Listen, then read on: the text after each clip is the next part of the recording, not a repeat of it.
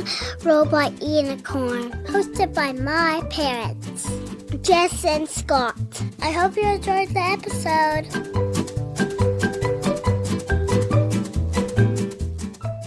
As you know, we're going to talk about screens and social media today.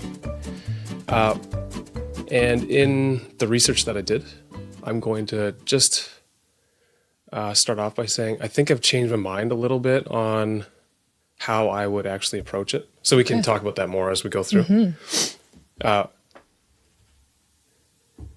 I would say at first, I would be one to say, in general, kids should never be on social media. But I think there's actually a little bit of nuance that we should get into on that. Because I don't necessarily agree with that, but I don't think too far off from that, but I have changed my opinion on like kids in general should never be on it. So I just thought that was a good place to start off, that I was a little bit more, I would have thought that after reading all the research that I would feel more like they shouldn't be on at all. Mm-hmm. But I do not feel that way. But to start off, what do you think are the most significant risks you see for children and teens with screens and social media? Okay. Because there are lots. Like, all the research does suggest that. The risks for being on screens. I mean, so many different risks, right? So we can start with attention. I think there's research showing that kids who are on screens for very long periods of time have reduced attention spans. So especially when we're talking about things like YouTube Shorts, Reels, TikTok, right, that only capture your attention for a little bit at a time, and your brain learns to only take things that are very stimulating and watch it for a little bit at a time, then you're on to the next thing, on to the next thing. I mean, most adults can even relate to that. Versus, I feel like we have to also talk, and I'm sure you'll have questions about this, but the different types of screens and social media, right? Versus a movie that you're like sitting and watching a whole movie. So I think there can be definitely an impact on attention, and we're seeing that a lot in kids, shorter attention spans, having a hard time sitting still. They have a hard time watching a whole movie, right? They don't watch whole things, like it's just short.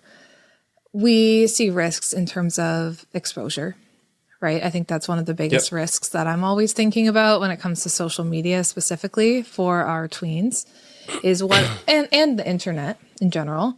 What are they seeing? What are they being exposed to? We know that it's very easy to access inappropriate material within a few clicks, right? And so whether that's on Snapchat, whether that's on Instagram or TikTok, or even just the internet, it doesn't take much to see something that's inappropriate.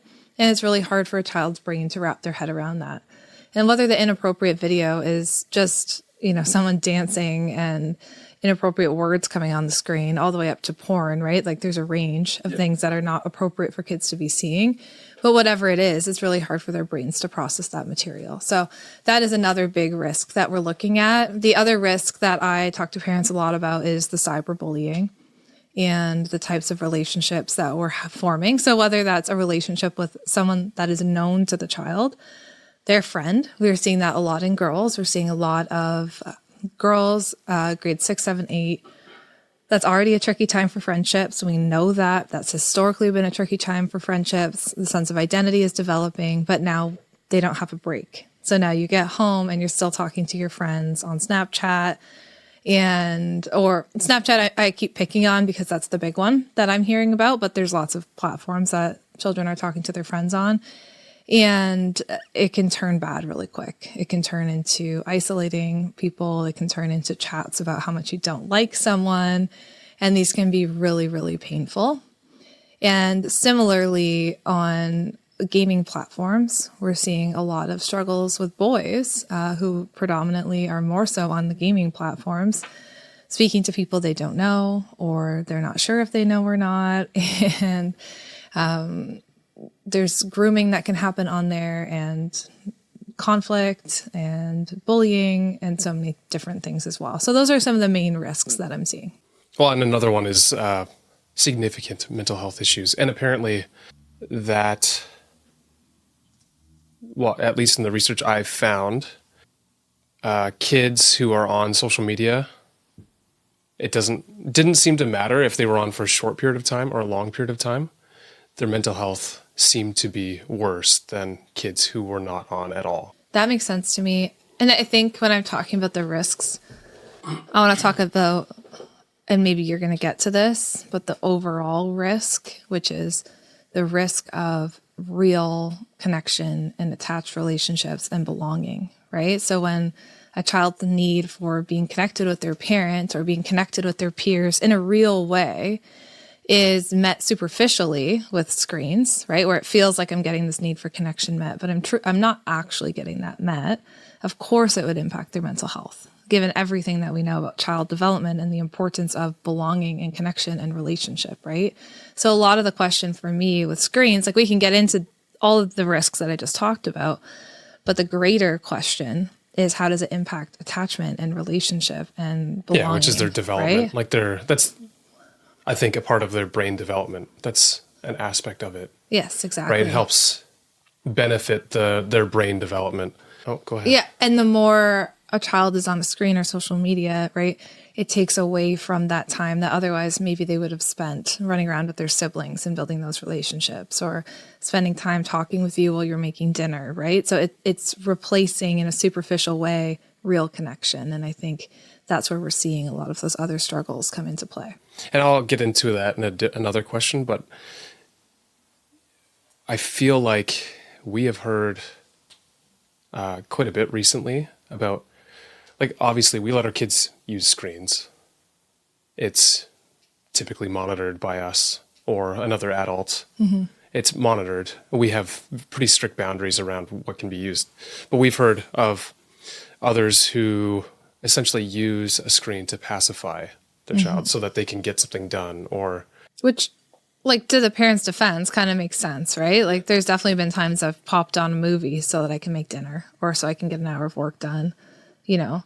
Right. And I think maybe I should represent it in a different way. Pacifying to me doesn't mean like once or twice every once in a while. Like I'm thinking more like the latchkey kid that goes home on their own and then gets hours on their own of being on their computer playing games or being on their phone scrolling social media. That's more what I mean about pacifying. Like it's not just a one time or a few, whatever, once a week or something like that. Hey, I need to get some laundry done. Here's a movie you can watch while I do that. Yeah. That to me is a little bit different versus every single day or many times a week it's happening. That to me seems to be what we've been hearing. Yeah. I think there's a difference in attitude between everybody sometimes puts on a show to distract their kids to make dinner, or they're just having a hard afternoon and you just pop on a show, versus I don't want to deal with my kid and have to manage their behavior or talk to them or deal with them right now. Like, so I'm just going to let them have unlimited access to screens because it keeps them busy and then I don't have to worry about dealing with them, right? Like, I feel like you're right. That's two very different things, but I wanted to make sure we clarified that so parents don't think that we're just demonizing screen time in general, right? On to the next question. So, like I said originally, I'm not 100% convinced that a blanket no to all screen use or social media is actually the best approach. Partly because these platforms aren't going to go anywhere. Like, they're going to change, but they're not going to go anywhere. And they're going to be a part of our kids' futures, sort of, no matter what we want to think. So while we talk about the risks, do you feel there are any genuine benefits to using them? Can it be used wisely to help kids develop certain skills or connections? Yeah. Anytime I do a talk about screen time, I start with the benefits. Because I always say that there are things that can be positive, and I agree that it's not a blanket, don't use screens, right? If we think about, let's just say the pandemic, no one wants to talk about it, right? But the way that we had screens, we had FaceTime, we had Messenger, we had the ability to connect in a way that if we didn't have those, we wouldn't have been able to communicate with our family and friends, right? So that's a huge positive. I think that there are times when you're watching a movie and you're snuggling on the couch with your child, right? That's a beautiful time of bonding and connection. Or I think about you and you collect old games and, you know, you have your old CR CRT TV and Nintendo, and you play it with our kids, and it's fun and it's connected and it's bonding and it's nostalgia. I think there's ways where we can use it that allow us to be playful or fun or comfort. And we want to focus on using it for those ways, not just to distract us from life, right? But and even education. I was doing a talk and I said to parents, tell me about one thing that's been really helpful about screens, right? And they talked about their son who learned how to do a Rubik's Cube and how to fix it by watching YouTube videos on like how to do a Rubik's Cube. And he's so proud of himself. And now that's his new thing, is like making these Rubik's Cubes and fixing them up, right? Like there's things that we can learn, new skills, new hobbies. So we definitely can't say it's all bad. There's a lot of positive things, art, learning how to write. There's just so much online. Even genuinely like creating. I think creating videos, that's a form of art, in my opinion. Yeah, creating videos is a form of art. There's so many positive things, and we do that with our kids too. You want to learn about a new topic. You want to learn about dolphins. Okay, let's type in dolphins. Let's learn everything that we can about it, right? So if we use it in those educational, fun, nostalgic, and comfort ways, it can be helpful to our family. Yeah, one thing I found, apparently, there's been research done on this too. So more marginalized, I guess, children. Mm-hmm. So like children who would consider themselves to be a part of LGBTQ, that group, or like minorities. If you're a minority in an area you're in, it has been found that using social media, even for children, has been found to be beneficial to their mental health, because they can find common connections with people and forums with other individuals who might be experiencing the same thing as them. Or so to me, that's why I was like, oh yeah, okay, that makes sense. Like it doesn't make sense to say blanket no to all of it. There are some benefits, yet still, I think it's important to note, as the caregiver, it should be within pretty strict boundaries. Mm-hmm.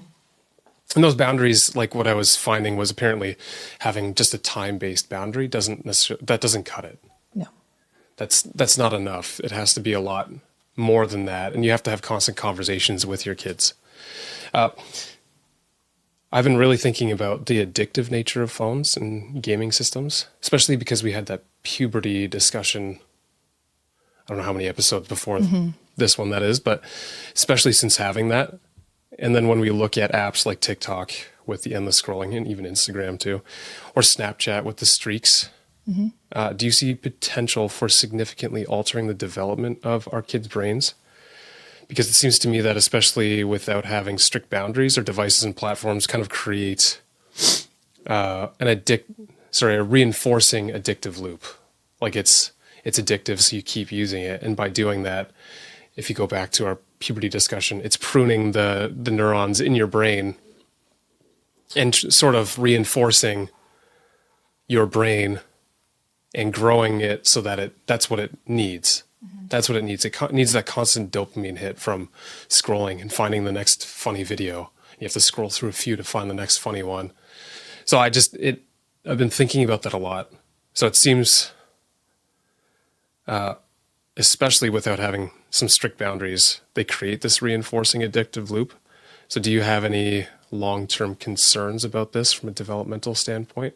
Absolutely. I think every developmentalist, every educator, every well-known psychologist out there is talking about this right now, right? Because it's a huge concern for us, and we're seeing that. So we're seeing that in the school system, where kids are having a harder time paying attention in class, harder times sitting still, right? And we're seeing that in the homes, where kids are sneaking screens, right? And they're not as engaged in activities that they used to enjoy. That's a big thing that I teach to parents, is because one of the things I teach in my screen time workshop is, how do you know when it's a problem? And one of the ways you know it's a problem is when things that they used to enjoy are no longer enjoyable to them, right? And that goes back to what you're saying about that dopamine rush and how your brain now craves that. And it craves it in that rapid way that you can get on your phone. It's very hard to replicate that in real life, right? So now your brain wants more of that, of course, because that's how your brain is wired, to want more things that bring that pleasure. But you can't get that in the same way when you're passing a soccer ball with your friends, right? Or going to the playground. So we're finding that kids just don't want to engage in those activities that they used to do. Sorry, you should correct what you're saying. I think it's possible to get it while doing those activities, but it's just easier to do it. Yes. Your brain wants the easiest method for getting dopamine. Absolutely, yes. So yeah, you can still, of course, get dopamine from those activities, but it's not in the same way. Yeah, it's not as easy. It's not as easy as when you're scrolling through your phone. It's right there. Yeah. You don't have to go walk to the park to get it, right? You don't have to pick up the phone, call your friend, wait till they come over. There's no waiting. It's just right there. Yeah. It's like an all-you-can-eat buffet, right? It's all right there. And I think we're seeing a lot of kids just can't seem to get past wanting to be on the screen. And I hear it from parents all the time, right? It's like, as soon as they're on that, I can't get them to do anything else. Now they're stuck on it for the whole rest of the night. And yes, so I would say definitely I'm concerned about it, and I'm concerned about the implications that it has socially for our children as well. I think I hear from a lot of teachers, parents of older kids who have been on their phone for many years already, that their kids are not developing socially in the way that they would have expected either, right? They're not asking their friends to come over for play dates. Like every social interaction that they're having is through their phone. And it makes me think of, I saw this group of teens at the park the other day, teenage girls, and they were texting boys. I could just tell from how they were talking, and I knew they were texting the boys lies. Like they were saying that they were somewhere different, and then they were laughing about how the guy was going to go there and go find them, and they're not there because they're at the park, you know. And it's so easy to start having all these false conversations even. Yeah, I guess it's way easier. Yeah, it's way easier to have these untrue conversations, and then that boosts the dopamine, or the rush, at least in your body, because you're doing this, and now there's that rush, and it's creating a false sense of socialization, and I think that's becoming very tricky for children as well. So yeah, there's a lot of concerns, but I'm curious to hear how you feel, just as someone not in the field, but just observing children. Well, and I think, let's say I know a bit more now, especially because I've been doing a bunch of like learning through all of this research that I'm reading. And this is sort of related to my next question about if there is a right age for, let's say, using screens or like a phone or something, giving your child a phone or letting them use social media, because a lot of platforms say 13 is the youngest that you can actually use the platform. Yet there are lots of kids that are way younger that are using them, which, first of all, I just will say 13, I don't know for sure, but I think it's the COPPA law in the US that was like one of the first, maybe not one of the first, but one of the biggest for protecting children's data rights. So 13 is that limit, so that anyone under 13, you can't be harvesting their data. And then 13 to 18, you need a parent to suggest or to approve it. But that was heavily lobbied by corporations. So in my mind, it's likely significantly lower than what it should be. And there's no concern for like mental health or developmental, any of that. Like, they're not considering any of that. It's mostly just for data harvesting. But I was thinking, especially after we just did our puberty episode, I don't know, it's challenging because on one hand, this is not going anywhere. It's just going to constantly develop. You, of course, as a parent, you don't want your child to fall behind and not know how to use a computer or a phone or something. But then on the other hand, you talk about as soon as they hit puberty and they have those hormones flooding their system, all of a sudden, at the same time, a part of their brain that's more emotional is developing at a faster rate than the logical part of their brain. And therefore, it's much harder for them to make logical decisions because their emotions, their feelings are taking control. And if you feel like, first of all, I'm going to miss out because everyone else is on Snapchat or everyone else is on whatever, TikTok, that's going to control your thinking more than well, my parents are telling me this isn't really good for my brain. It's not helping me develop properly. And like, I feel as though, I don't know. I don't know that I have answers. Honestly, after reading all that research and we delayed this podcast recording just because I felt like there was so much information that I wanted to, I don't know, my brain is filled with so many of these ideas and like, You sound like me. not that they're necessarily conflicting, but it's like, yeah, these aren't going away. These are going to be a part of their lives. So we can't just blanket, no, you can't have access to any of it, because that doesn't make sense. It's going to be part of their life. They have to learn how to use it. But then also you want to protect them for as long as you possibly can, because their brain just is literally not capable of handling it unless you as a parent, let's say myself with our daughters, are like very much in the know of, if our daughter is using Snapchat, I need to know all of the different features in it. I need to understand like what are the risks myself and explain that to them, because they're not going to be the ones to learn that. And let's say something like Snapchat, there's a lot of fun aspects of it, but I think there's this sense of security that it gives you that the messages after, I think it's 24 hours, after 24 hours are deleted. So you have this almost false sense of security that I'm putting this out there, it's going to be gone in 24 hours and never to be seen again. But I think that's something, as a parent, I would have to tell our daughters, anything you put on there could easily be screenshotted. It could easily be, and once one person does that, even if you think they trust, or you think you trust them, it's out there forever. I recently did a talk to a group of children, grades 5 through 8. And that was one of the questions that came up from the children there was, it is something I post around forever, right? And we started talking about digital footprint, right? And how even if it's deleted, like on Snapchat, someone could have taken a screenshot, right? Anything that you put out in your digital world can be out there forever. Yeah, it's no longer yours. It's essentially in the public domain after that. And even having that conversation, they did not understand. A lot of the children did not understand that prior to me saying that. And you could just see people's eyes like bugged out, like, oh my goodness, the thing I said is going to be out there forever. And the one child came up to me after and said, so anything I've sent via email or Snapchat could be out there? And we said yes. And you could just see he was like, oh no, this is not good, right? And I think that's where you're talking about, of you have these children going through puberty with the very emotional brains, and you think of yourself at that age, and we're not setting them up for success if they just have free reign, right? Knowing 100% not. And I was thinking about what you were saying, because I hear this a lot, right?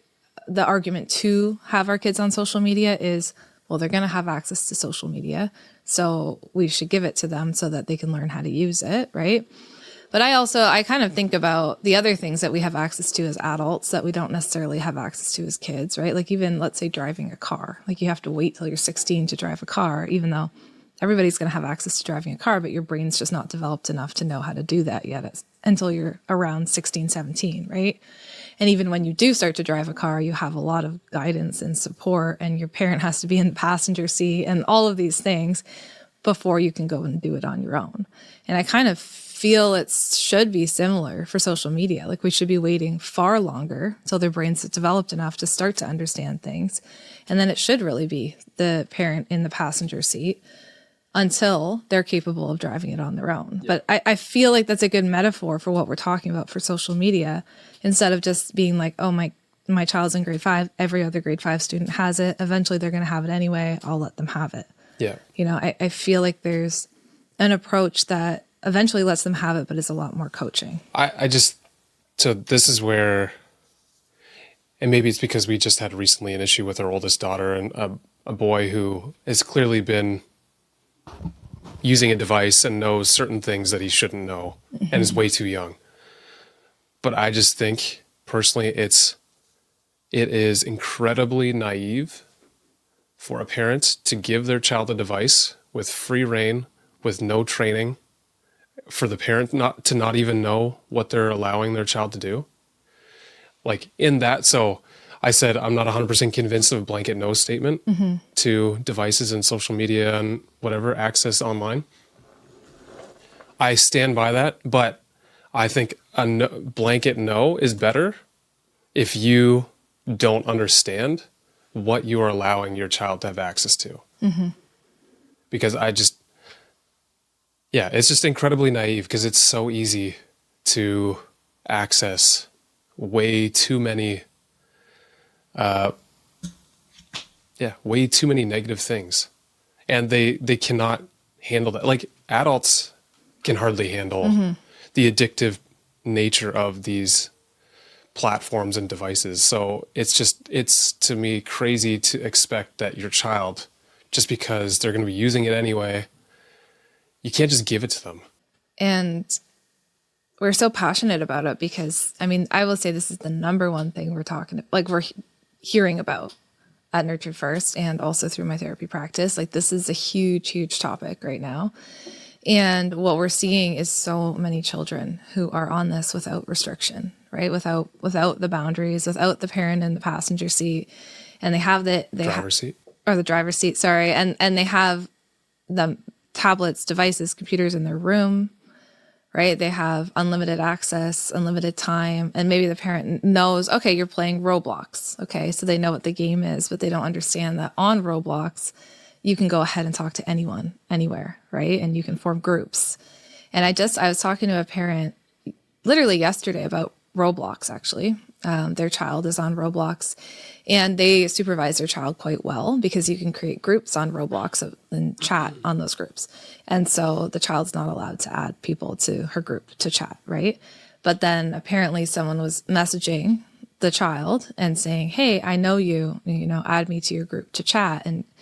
And started saying things to be like, I know who you are, you know me from school, but the child could tell it was a little bit fishy. So she brought it to her mom and her mom read the text and she's like, but mom, they say they know me, so it should be okay for me to add, like they're saying that they know who I am. But the mom really had to coach her daughter through like, well, how would you think that's true? Right. And her daughter was only 8 and so young and didn't understand that just because someone says, I know you and you know me, that doesn't mean that they're telling the truth, right? The daughter automatically believed that this person was being truthful. Yeah, because why wouldn't they? Because why wouldn't they? And that's the kind of situation we're talking about. You think you've given your child the tools, you think you've talked them through it, but people are very convincing online. And to just give them free reign and not be that parent, like this parent is there. Like while her daughter's playing it, she's right beside her, making sure that she sees every single thing that's going on. But unless that's the case, a game like that with open-ended to people on the internet is really a recipe for your child talking to people and hearing things and getting connected with people that they shouldn't be. Yeah, and I just think what the research does say is devices that are used outside of common areas is just usually not a good idea. It's always best to just have a location that you are allowed to use devices. You have your computer, a family computer, or your child has a laptop or something for school. It can only be used in, let's say, your living room or your public area. Yeah, or your, like we have a little desk in our kitchen, so using it there. Yeah, that's the number one thing I teach parents as a protective factor in the talks that I do, is to always have it in a public space. And that's often surprising for parents too, right? Because they're allowing their kids to take their tablets up to their room. And I think, it makes me think of the documentary or the show, Adolescence, that we watched. And one of the lines in that show really stuck with me, which was, we thought he was safe. He was in his room. Right. And that's, I think, what we're thinking. We're thinking our kids are safe. They're home, right? They're in their room. And for a lot of kids, their parents maybe are working or they're busy or they're out.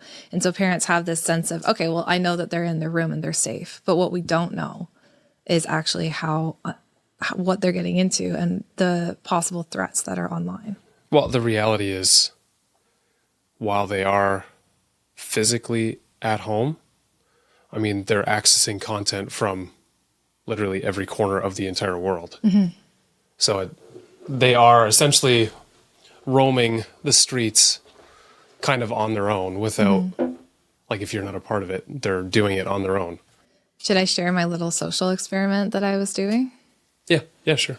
So this has been a big topic for me. In April, I did a bunch of talks on it. And, you know, one of the pushbacks is, well, what if I just let my child have Instagram, right? So that's an example. It's pretty safe on there. They can just follow people that they know and, you know, just have a private account, just follow people that they know. So I thought I would test that out and see how quickly it takes my algorithm to turn into something. So I'm on my own private account. This is on my private account, where I only follow like 100 people that are my personal friends and family. And I thought to myself, I'm going to try and go on here and imagine that I'm like a 14-year-old girl. And I'm just going to pause when I scroll through my reels on things that a 14-year-old girl would probably pause on, right? So things like other kids around that age, I saw some fashion related things, just things that I tried to visualize myself as a 14-year-old girl, what I might be interested in. So it started pretty harmless. There was just some cute videos of different teenage girls. I saw a lot of travel stuff, a lot of young women. Then it kind of translated to young women in like their early 20s. I saw a lot of travel stuff. So I kept going with that. And I would just keep kind of watching stuff I thought teens would watch. Within a couple days, my entire reels were of OnlyFans accounts and influencers. I should clarify, influencers promoting their OnlyFans. And what it was influencers early 20s. So again, really, really young.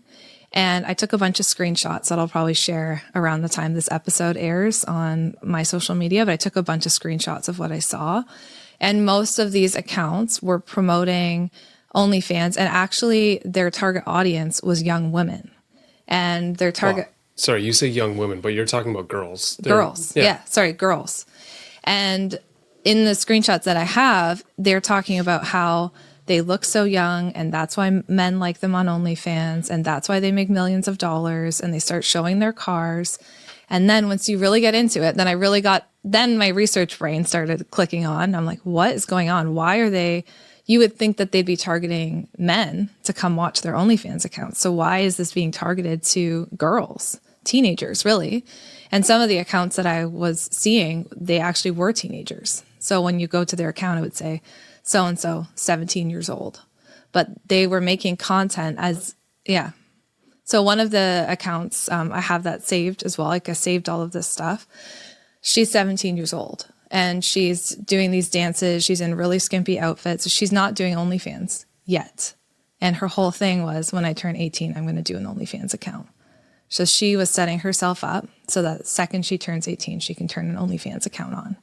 And the more I got into it, there is more and more accounts of these girls, 17, 16 years old, setting themselves up without doing anything nude, videos, dancing, all of this stuff, so that by the time they turn 18, they can monetize an OnlyFans account. So like these, let's say early 20s women, that they're basically grooming these girls into joining. Yes. So the early 20s women. So sorry, what's the benefit to the women that are already on that platform? Like, what's the benefit to them that these girls would be following and trying to join?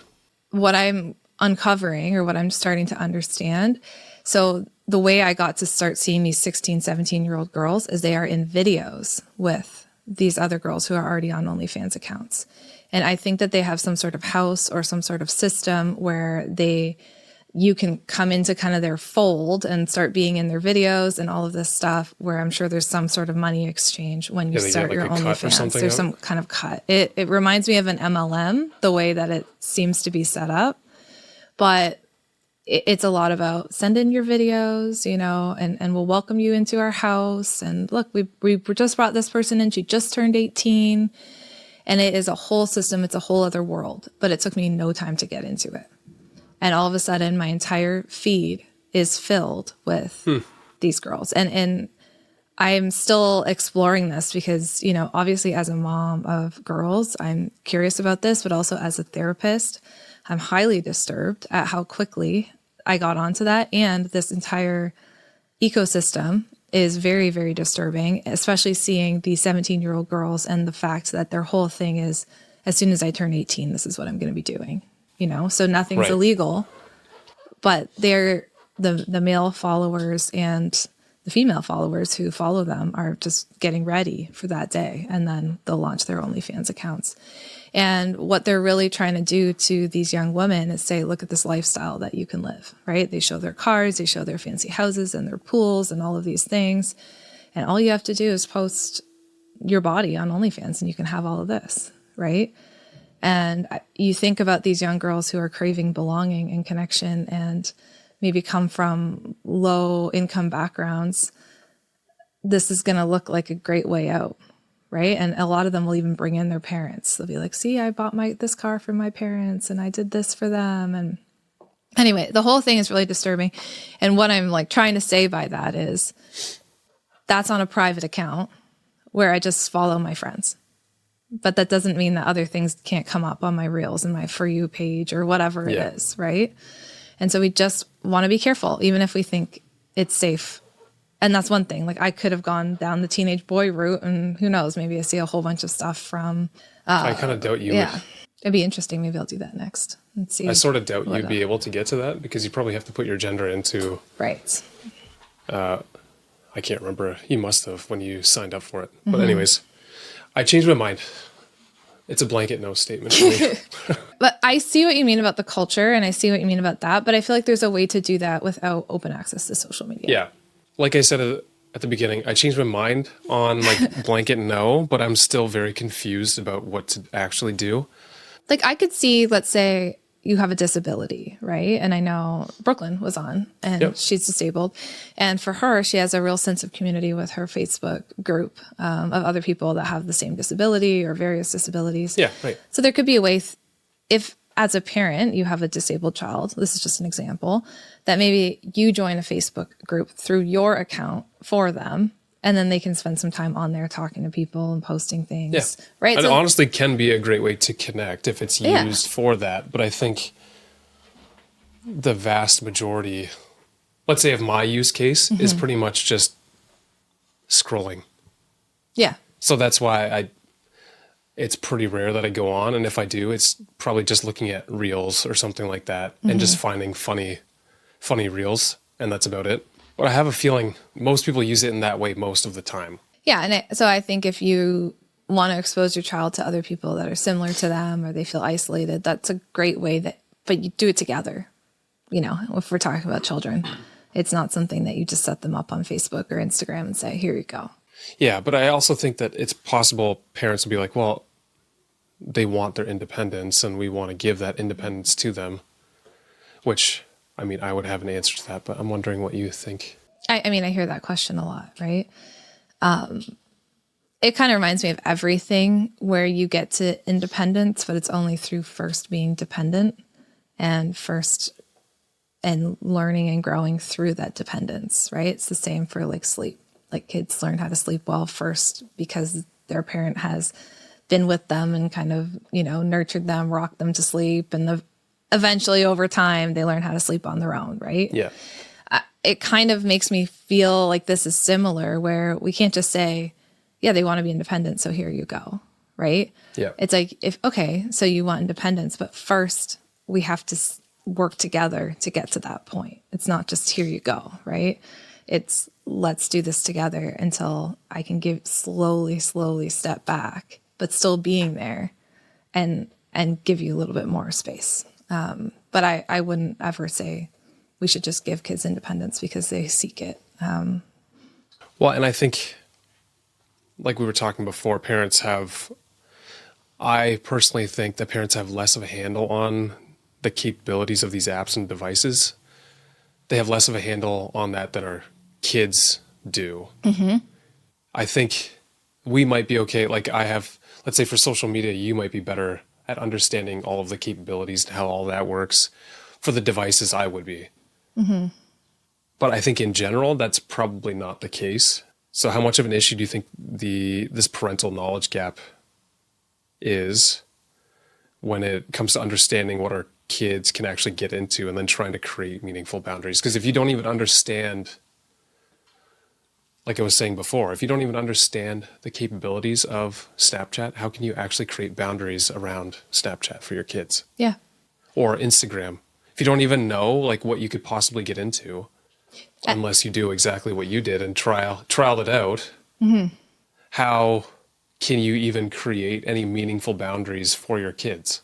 Because I think we heard this week, right? Like parents often will say, like, my child would never like try and search for that. Of course. Which makes sense. Like our daughters, I would think that they would never search for it. But the reality is it's going to find them. It's not that hard to find it. And especially if you don't know how to search for things, you're going to search the wrong thing and something's going to pop up. Everyone has that story, right?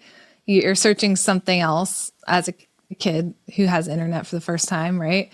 And something totally different pops up, right? It doesn't take much for that to happen. So it's, even if you have the best kid in the world with the best intentions in the world, that doesn't stop the internet from being the internet or from Instagram being Instagram, right? Like things will just happen to them, like you said, even if they're not seeking it out.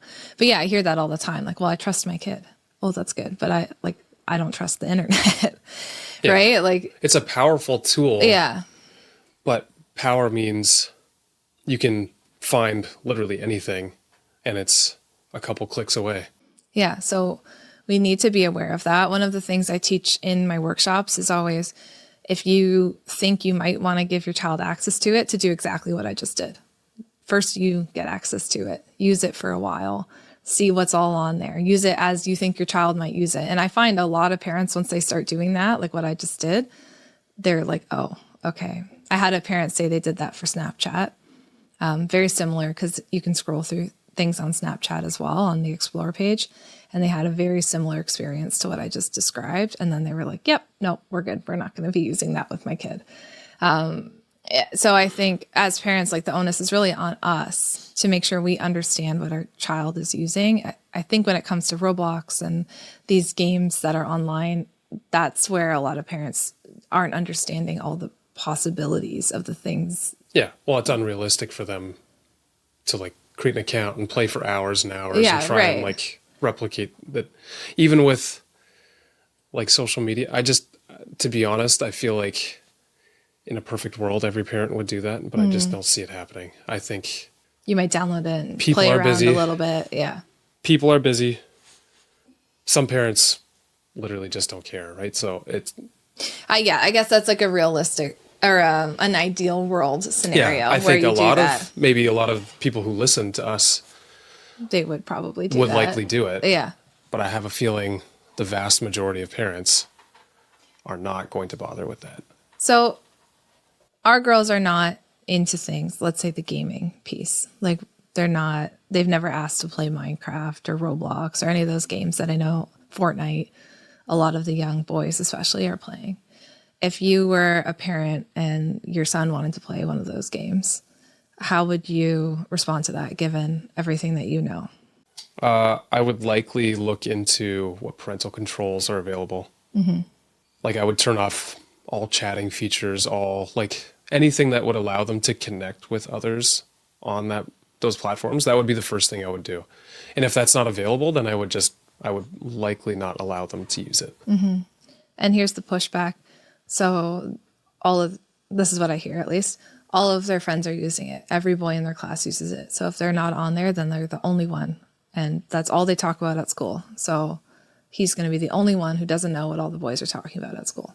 Right. Well, in my situation, I would say, Jess, I think you need to do a free talk at our school to get all of the parents on board with using these devices intelligently.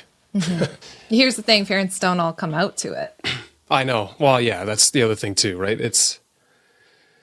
I think potentially a lot of people don't want to hear the realities of this, and it keeps their child entertained. So that's a great thing. Great in quotation marks. A great thing, because then I can do other things. I can work. I can clean the house. I can do whatever.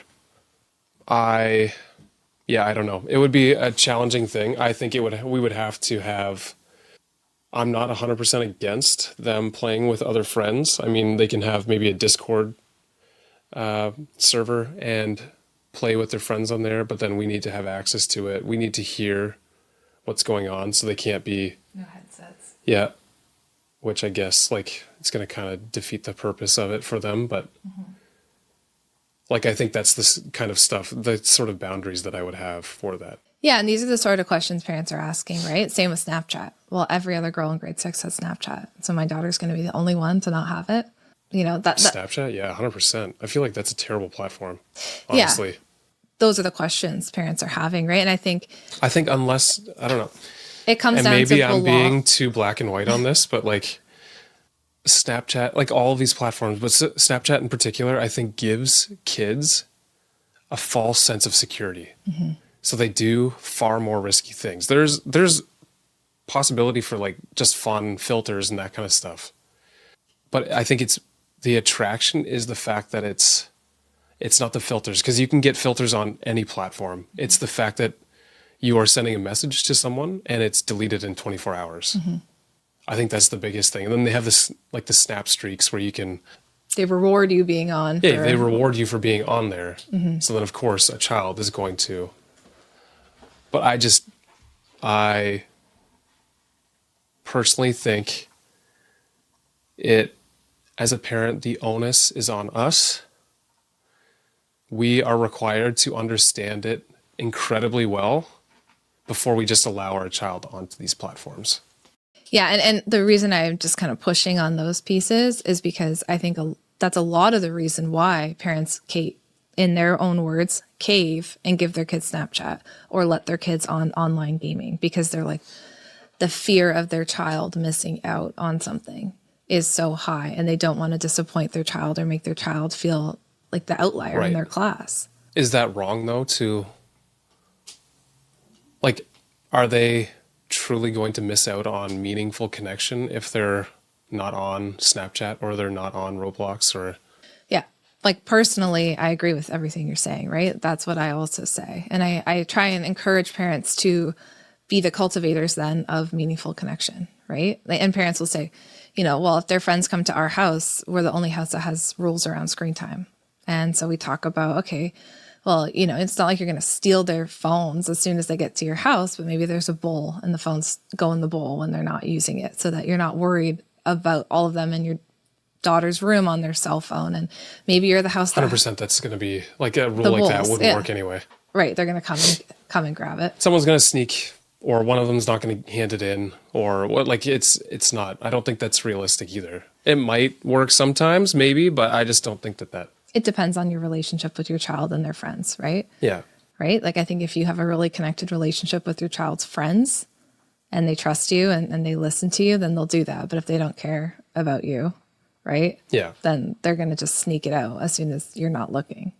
So it goes back to relationship, right? And that is something I do encourage parents, is trying to make relationship with their child's peers and friends, and and cultivate those relationships outside of social media so that their child still has that. And to know it's okay to disappoint your child. You have to kind of think of the long game, not just what are they saying right now that they're going to be so mad at you about, but what are they going to say when they're 30 and you're talking about when they got Snapchat at 13, right?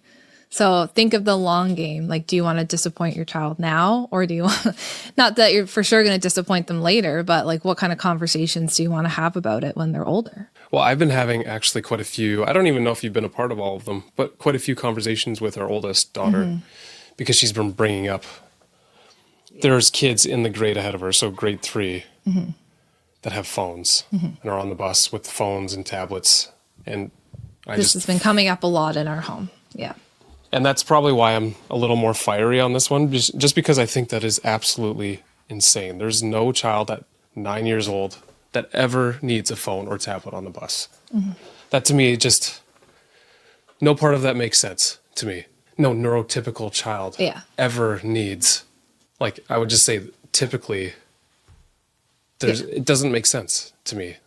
Yeah, if you have a neurotypical child who's on the bus, Yeah, we can give journals for coloring. You can give them toys. Yeah. You can give them, A have book. books. They have their friends on the bus, right? There's a lot of options. Especially at that age, I just think it doesn't make sense.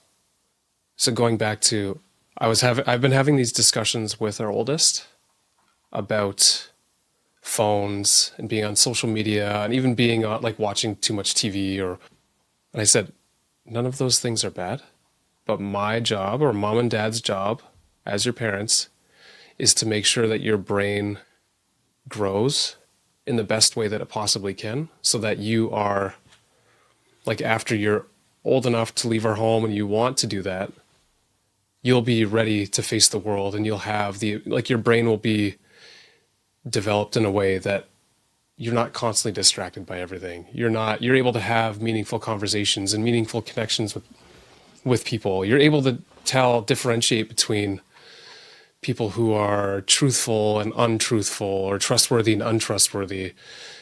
So I've said to her a bunch that there are certain things in life that are addictive. And I said, in my family, there's drug users, there's alcohol abusers, there's whatever. Like, I love coffee, and it is honestly addictive. And I said, I truly think that phones kind of fit into this category. You're craving that fix from the phone. So then giving a child a phone or a tablet is not going to help your brain develop in the best way. It's best to try and steer clear of all those things that are so addictive, so that your brain has the ability to develop. I've explained what critical thinking is, and develop an ability to connect with people emotionally and all of that stuff. But I said phones and social media and all of that will make it more difficult for your brain to actually develop those abilities. And then after I explained that, in that way, she seemed to understand that it made a little bit more sense to her. Like, even if other kids are using it, that doesn't necessarily mean that's a good thing for you. And I think what this also highlights is, just to bring it back to the relationship again, you have that relationship with our daughter above and beyond the screen time conversation that's trusted and solid. So when you say something like that to her, she receives it from you. Yeah. Because she trusts you. And I think as the years go on, and yeah, sure, maybe all of her friends are on Snapchat. I hope that's not the case. But, if everyone else is using it and we say no, then we have that relationship to fall back on, where, yeah, she might be mad at us, right? Of course, she's going to be moody. She's going to be a tween, right? She's going to be moody. But our relationship is solid enough that we can handle her being disappointed and angry about a rule that we make. Yeah. And that's why I really encourage parents, like, above and beyond the screen time discussions, how are we facilitating and nurturing that relationship with our kids, so that when we set those boundaries, they trust it and they don't go around us. They trust that we have their best interests in mind, because we've been setting that stage since day one. Yeah, I agree. I think that if this conversation was had with me in that way, I probably would have, I wouldn't have loved it, but I would have maybe accepted it as reality for myself as a kid. But I was honestly one of those kids, like, I bought my own computer when I was in, I think, grade 6 or grade 7. So I saved up a bunch of money and bought my first Apple computer. And it was the best thing ever. And I played video games, and we had just got high-speed internet, and, like, it was just fast enough that I could play some games online. And I talked to adults that were in, like, Florida and, like, whatever, all across North America, some in Europe and stuff. And I was talking to these random people. My parents had no idea. They had no idea who you'd be talking to, No, right? They would have zero. They would think that it was probably just other kids like me that were playing. Meanwhile, you're talking to random Meanwhile, it 50-year-olds was and mostly older guys that I was talking to. yeah, and that was then, right? Yeah, that was- so. And things have changed a lot since then. Whether for the better or worse, I Yeah. don't know. Okay, so if a parent decides no to a specific app or device, what advice do you have for communicating that decision in a way that a child can understand and hopefully respect, especially when they see their friends, potentially all of them, using it. Yeah, I think we want to avoid the because I said so vibe, right? I think it's really important to have a reason why we're saying no and to clearly express that reason to our children. I think they deserve to have the information that we have about why we're saying no, right? Yeah. So whether we're saying no because of the online chat feature, or we're talking about Snapchat where things disappear, and inappropriate content. I think if a child's old enough to be asking to use it, they're also old enough to be told the potential risks for using it and why, because of those risks, as your parent whose job is to protect you, we've decided that the answer is no. Yeah. Right. So I just think having that discussion, like really leveling with your kids and telling them why, and then allowing for their feedback and not dismissing their tears, right? Because for kids, if you say no to Snapchat to a 12-year-old girl whose entire friend group is on Snapchat and she's the only one that's not on there, that feels like you are saying no to her having friends and to her feeling a sense of belonging and to her being in her community, right? So that is huge. So we really do need to validate how hard that is to hear and brainstorm with our kids other ways that we can make sure that they still get that need for belonging met. Yeah. You sort of answered my next question, which was what about inevitable disappointment or fear of missing out? Yeah. So if their peers are all on these platforms, how do we help our kids cope with that? So how are we helping their kids cope with that now and find genuine connection and validation offline? That's the biggest thing, I think. I think in the younger years, it's easier because it's not about a sense of belonging and friendship, right? It's just about, I want to watch Gabby's Dollhouse. Right. In the older years, it's so much more complex. So I do think it's about really seeing how hard that is for your child, making sure that you're not dismissive of their feelings and just like, well, it's what I said. So, deal with it. You're fine. I was fine when I was that age and I didn't have it. So I think that's really important to validate how hard that is. It's so ideal if you have, this is again, like the idealized world, at least one of their friends' parents, like if you're friends with one of their friends' parents and you guys can just make an agreement together, like, look, let's both wait. Yeah. So if you can, a lot of parents are joining in this movement of trying to wait to give their kids access to social media. So if there's a way that you can connect with the other girls' parents in the class, at least one of them, so your child's not the only one. Boys. Yeah, girls and boys. Sorry, I was talking about Snapchat there, but which is predominantly girls. Boys are on it too. But if you can connect with the other parents and have some sort of agreement, and a lot of schools are trying to facilitate these discussions, that's huge because then your child's not the only one. Mm-hmm. And then if that's not the case, where else can your child find socialization, right? Maybe there's other places where you can take the lead on that.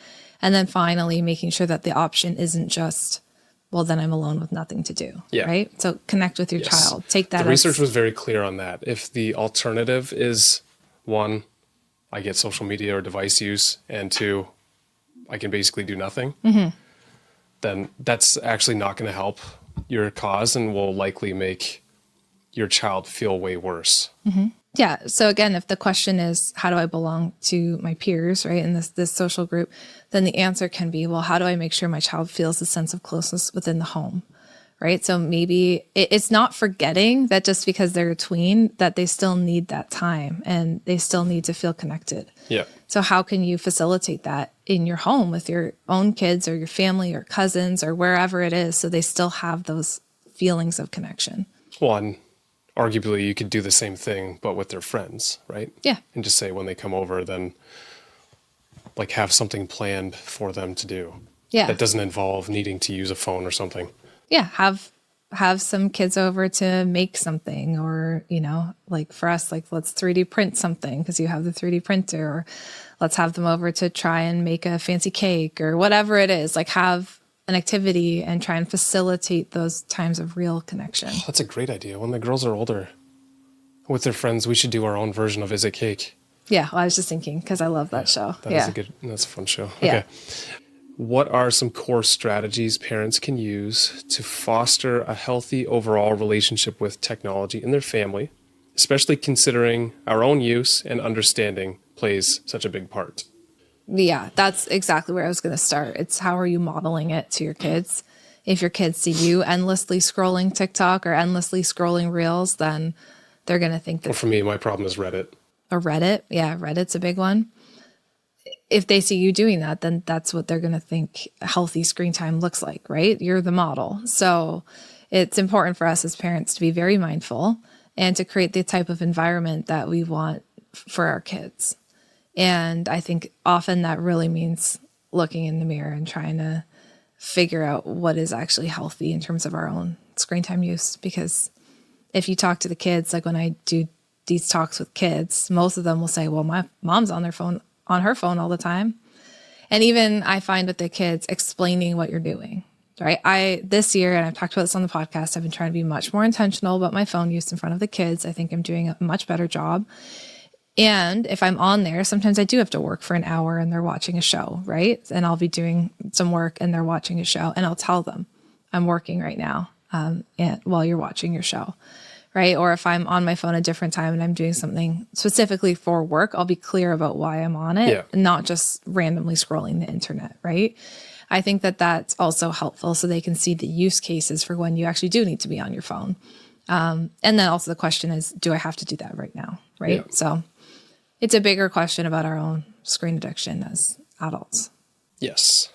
And so part of that question was also our understanding playing a big part too, right? So our understanding of the things that they want to use. Yeah. So whether it's their phone or an app, I think the minimum is ensuring that there's parental controls put in place on both their devices and the apps that they use.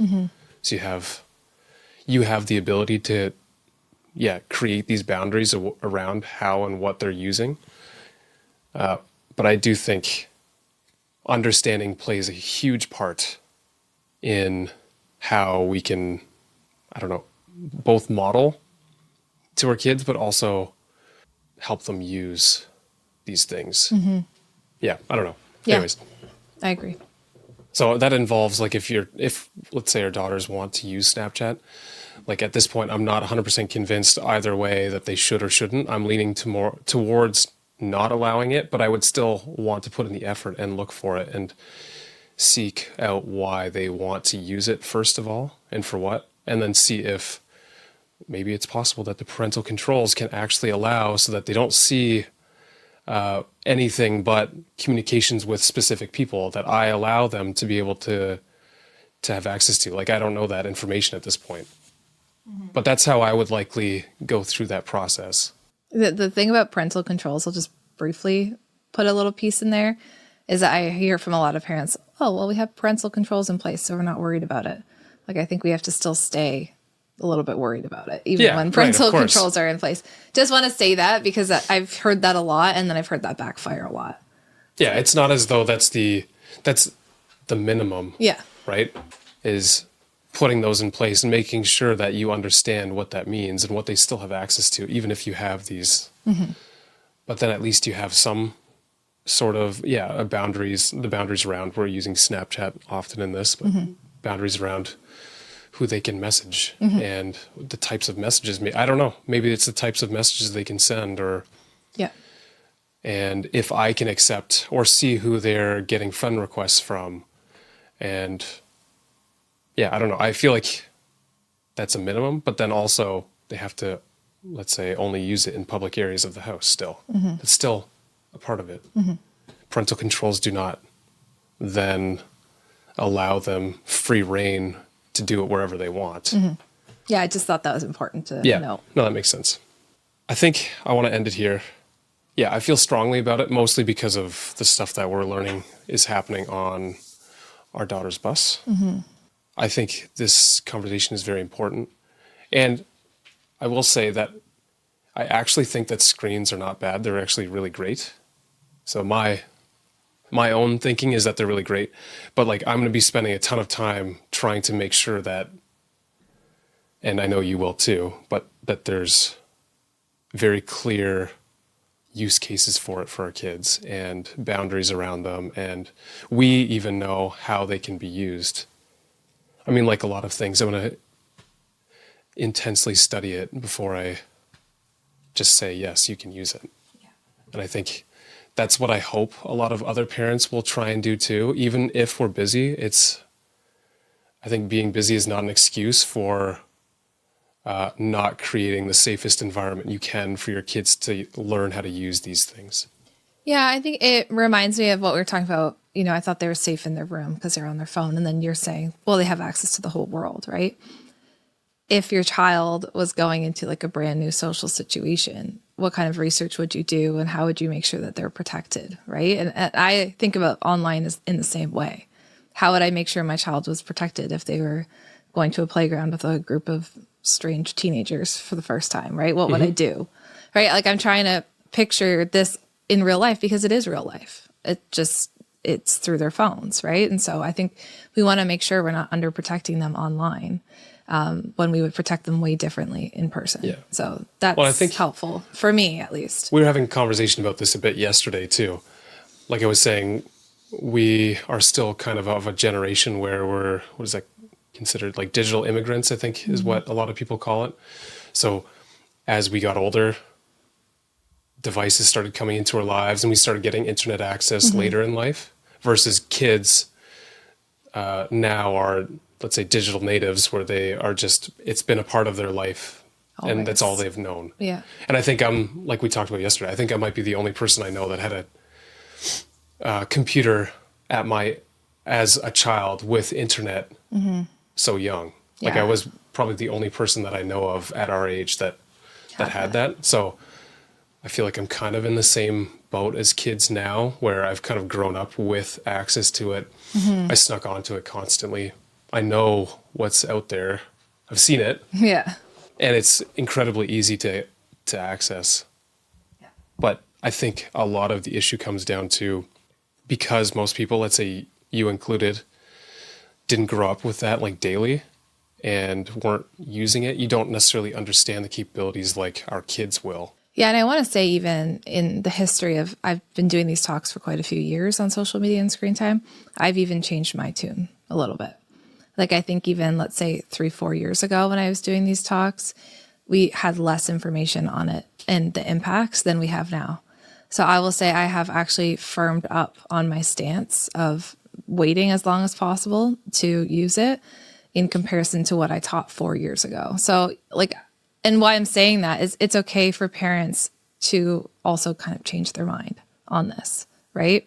When you know more, the way you view it might change. And it's okay to say that. And it's okay to take a step back and ask yourself, is how screen time is going in our family right now working? Is it aligned with now the research and information that I have? And it's okay to make shifts, right? I think that's part of learning and growing and being human.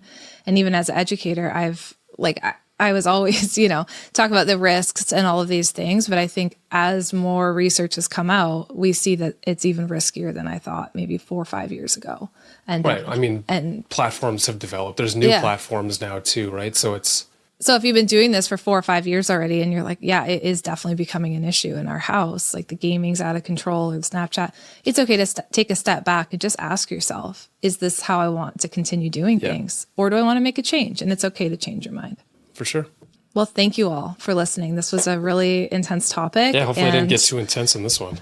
Obviously, there's some passion here from both of us, but I think it's important that there's passion here because it's a part of our mission of protecting kids and creating safe homes for kids. And right now, this is something that is often interfering in a child's safety. And so I think it's protecting the whole family, not just the kids. Right? It's not just the whole family. Too. Definitely. It protects the parents too. And also good for us to keep in mind of what we're watching and if it's serving us. Because I know that that's something that I've been thinking about a lot too as I model my screen time to my kids and our kids as well. So thank you. And thank you, Scott, for doing so much research. This was great. There is, honestly, we'll probably continue my research on this or reading all the research on it because I get the sense this is not our last episode on this topic. There'll probably be many more. Well, even whether or not we have another episode on this, I'll probably keep, because it's so much more complicated and interesting than I expected. Yeah. So thank you for allowing me to delay this episode. No, it's okay. So. I love it because I've also been obsessively reading research on this for like the last 6 months. So it's fun that we can talk about this together now. Yeah, 100%. Yeah. Cool. thanks for listening. See you later. Hey, thank you so much for being here and listening to this episode today. It means the world to us to have you here. If this conversation was helpful for you, it would mean a lot if you could like and subscribe. That just shows us if the conversation is meaningful and helpful and helps it get out to more people. Also, I just wanted to let you know that every week we have a new episode drop. And if you want to be notified when that happens, just hit the little bell icon. Again, thank you so much for being here, and we'll talk to you again next week.